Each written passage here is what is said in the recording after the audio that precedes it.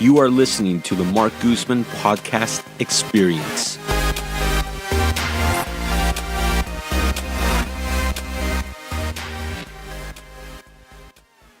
Only time will tell. So next topic is a rent gouging bill. So we're all aware in California there is a housing market. Prices for single family homes to purchase or even rental properties have skyrocketed. So the one thing that was recently announced in Oregon is that they want to put a statewide cap, and I believe they're going to vote on this here fairly soon, but a statewide cap on rent prices. So essentially rent control, and they want to make it somewhere in the 7 to 10% range. Right. Like that's the just max to limit. To jump in there, this whole proposal of rent gouging law is kind of in lieu of rent control, whereas rent control would be a lot more stringent and encumbering on the rights and demands of landlords as well as tenants.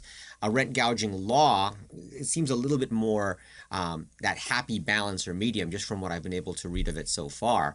As Marc brought out, it's about a 7 to 10% rental increase cap, as opposed to like a 2% or a 3% rental increase cap that's imposed with rent control and with all these other laws like a just cause and things of this nature for eviction. And many people don't know that right now in California, we already have a 10% cap limit for rent increases. And the reason why is because due to the various wildfires that we've had in the last few years, about 2 years ago, Governor Brown issued a state of emergency. Well, once a state of emergency is issued by a governor or even a sitting president like Trump with a national state of emergency, that kicks in the price gouging laws in California.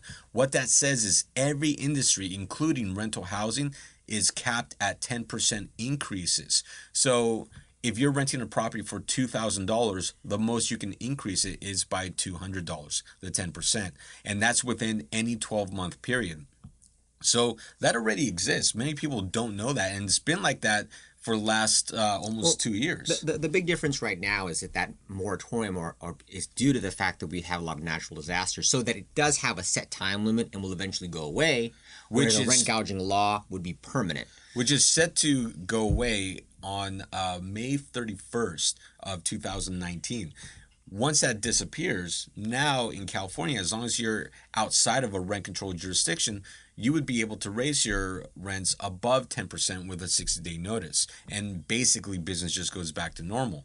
But out of all the clients I've spoken to where they want us to raise the rents on the properties we manage, when we have that discussion and we tell them, hey, the most you can raise rents is by 10%, I haven't had one single owner upset with that law, with that rule. And in fact, I've had some that say, no, I just want to raise it 3%, 5%, 7%, something reasonable instead of even the 10% max they can do. So I think that 10%, what Oregon's proposing, that is a happy median. Yeah. I would concur with that whole idea. It's a nice happy medium between what the people who want rent control want and what the landlords want.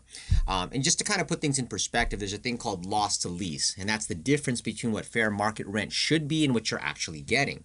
And in places like Berkeley or Oakland or San Francisco, you do have rent control where the landlord is capped at an average of 2.8 or 3.10% per year. You'll have a huge disparity or loss to lease between what they're actually getting and what the market rent is. And so you'll have a rent difference of upwards of 26, 30%, 40% sometimes.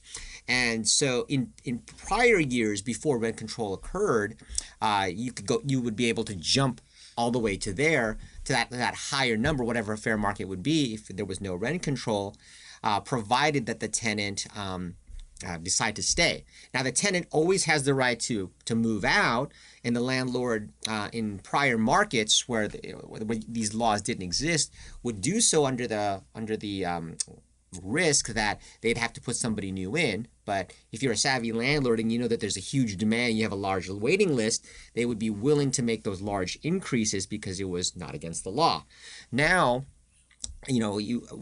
as Marc brought out, a lot of landlords, they're just not conscientiously willing to go above 10% most of the time, because they would feel just bad about doing so, even though they might have the right to do so in times when there's no moratorium or there's no national emergency. Well, I tell people all the time that many landlords were tenants at some point. Yes. They understand how it is. They've experienced it themselves. And many landlords, especially the small mom and pop landlords, they might have one rental, two rentals, and they depend on that money to survive every month because they themselves have bills. And so if you raise the rent too aggressively and the tenant leaves, now you have no income coming in, and now they're forking over a lot of money to simply keep the properties, and that's not something most landlords want. And just to close that quickly, the main issue is it's all a big mathematical equation. If you can cover your expenses and make a decent profit, defined as anywhere from 6 to 7%, return on your money, which is not a huge chunk of change, then most landlords are willing to do that. It's in cases like with rent control where suddenly they're having to literally fork money out of their pocket because they don't even have enough money to cover property tax increases or utilities going up, because we all know when East Bay Mud raises the water, they never bring it back down. But anyways, I think it would strike a nice happy balance. Okay. Thank you so much for listening to the podcast. Thank you to our producer, Sam Lubman. Please subscribe, like, comment, and share the podcast. Remember, you can listen to the podcast on iTunes, Podbean, iHeartRadio, Google Play, SoundCloud, and anywhere else you listen to podcasts. For more information on my business as a property manager and real estate team, go visit my website at marcguzman.com. I really want to thank all of you for listening. It means the world to me, and I hope today's episode provides you value in your day-to-day life. I created this podcast to help showcase the many great people that live in this world and help share some knowledge that I've learned along the way in life. Again, thank you for listening. Check out our sponsors, and I'll catch you on the next episode.